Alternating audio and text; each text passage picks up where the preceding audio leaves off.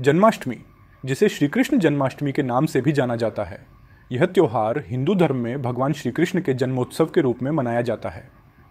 यह त्यौहार भारतीय संस्कृति में बहुत महत्वपूर्ण है और पूरे भारत में बड़े उत्साह और श्रद्धा के साथ मनाया जाता है।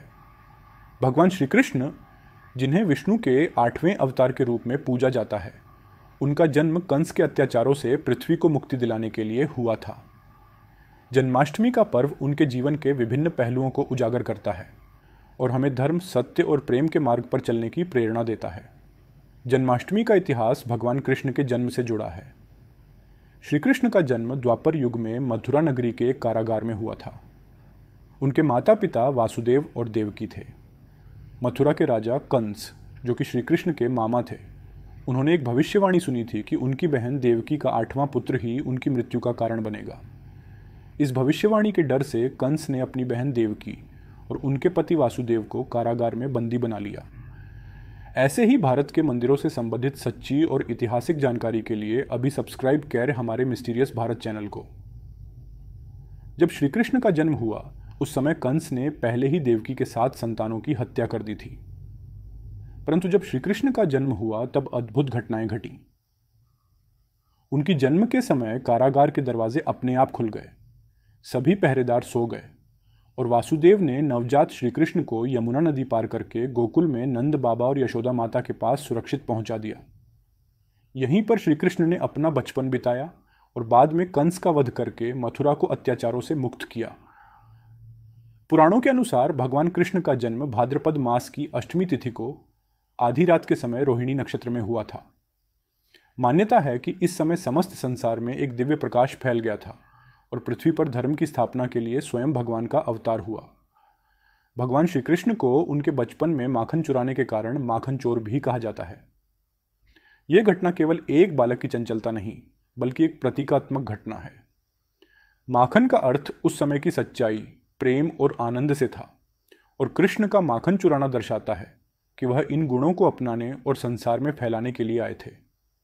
श्री कृष्ण ने मात्र 11 वर्ष की आयु में मथुरा के अत्याचारी राजा कंस का वध किया।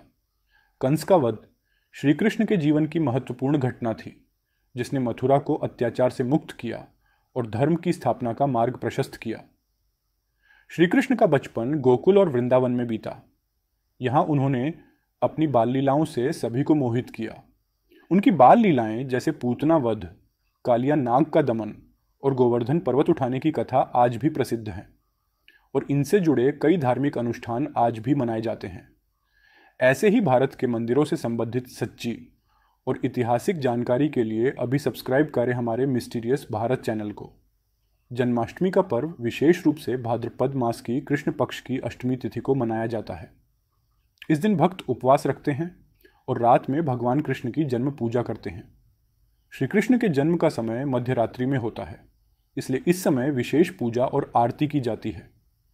इस दिन मंदिरों को सजाया जाता है और विशेष झांकी और नाट्य प्रस्तुतियां की जाती हैं, जिनमें श्री कृष्ण की लीलाओं का प्रदर्शन होता है। मथुरा, वृंदावन और द्वारका जैसे स्थलों पर जन्माष्टमी का पर्व अत्यधिक धूमधाम से मनाया जाता है। मथुरा में इस दिन विशेष शोभा यात्रा निकाली जाती है, जिसमें हजारों श्रद्धालु भाग लेते हैं। वृंदावन में श्री कृष्ण की लीलाओं का मंचन होता है और भक्त रस और भक्ति में डूब जाते हैं। दही हांडी भी जन्माष्टमी का एक महत्वपूर्ण अनुष्ठान है, खासकर महाराष्ट्र और मुंबई में। इस दिन युवाओं की टोली ऊंची मटकी में लटके दही को फोड़ने की कोशिश करती है, जो भगवान कृष्ण के माखन चोरी की लीला को याद दिलाती है। जन्माष्टमी केवल एक धार्मिक पर्व ही नहीं है, बल्कि यह आत्मा और परमात्मा के बीच के दिव्य संबंध को भी दर्शाता है। श्री कृष्ण की शिक्षाएं, जो उन्होंने भगवद गीता में दी, आज भी मानव जीवन का मार्गदर्शन करती हैं। वह कर्म, धर्म और मोक्ष के महत्व को समझाते हैं और हमें सच्चाई और धर्म के मार्ग पर चलने की प्रेरणा देते हैं। इस प्रकार जन्माष्टमी का पर्व भगवान श्री कृष्ण के जीवन और उनके दिव्य चरित्र को स्मरण करने का अवसर है।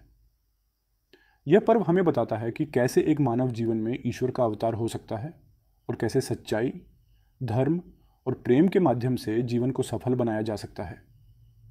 ऐसे ही भारत के मंदिरों से संबंधित सच्ची और ऐतिहासिक जानकारी के लिए अभी सब्सक्राइब करें हमारे मिस्टीरियस भारत चैनल को और मिलते हैं अगली वीडियो में।